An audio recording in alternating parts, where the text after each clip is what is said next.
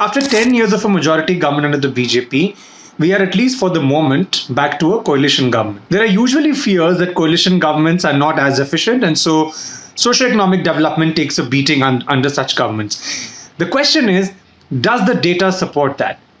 So in social sciences, there are two concepts, causation and correlation.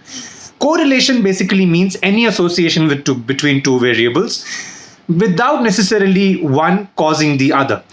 Causation, on the other hand, suggests that there is, of course, some association between two variables, but one causes the other. So a simple correlation analysis suggests that over the last 20 years at least, so if you look at 2004 to 2024, we've had 10 years of coalition government under Dr. Manmohan Singh, and then we've had 10 years of single party majority under Prime Minister Modi. So if you just analyze that data over the last 20 years, you'll see that the data actually does not support this fear. During the UPA years, for instance, in 2004 to 14, India's real GDP grew at an average rate of 6.8% a year.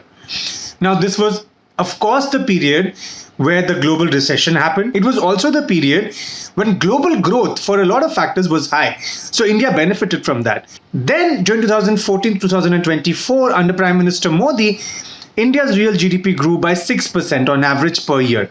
Of course, this period included the COVID years, which was really bad for the economy. But it also included a period of, very low oil prices compared to what the UPA years saw. So why I'm bringing up these other factors is to just tell you that it is not just because you had a coalition government that you had 6.8, and it's not just because you had a single party government that you had 6%. There are all these other factors that go into the determination of the final GDP number. But simple correlation, not causation, suggests that these two numbers are not very different, 6.8 and 6. And so actually the fears, at least on the basis of correlation, are probably not supported by the data.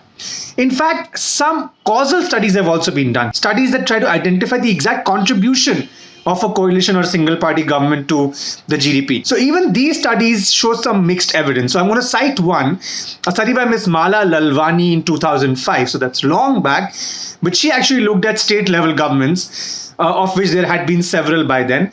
And so even she finds mixed evidence that, on things like capital expenditure on developmental outcomes, coalition governments did better, whereas on taking tough policy decisions, coalition governments did worse. Even there are exceptions. For example, the dream budget under Mr. P. Chidambaram happened under a coalition government. Under Mr. Vajpayee's NDA, under Dr. Manmohan Singh's UPA, several reforms were undertaken. The idea behind this entire conversation is to tell you that we don't have enough evidence, at least as of now, to say whether coalition governments are either worse or better than single party government. And this was today's and this season's last Ballot Ki Baat.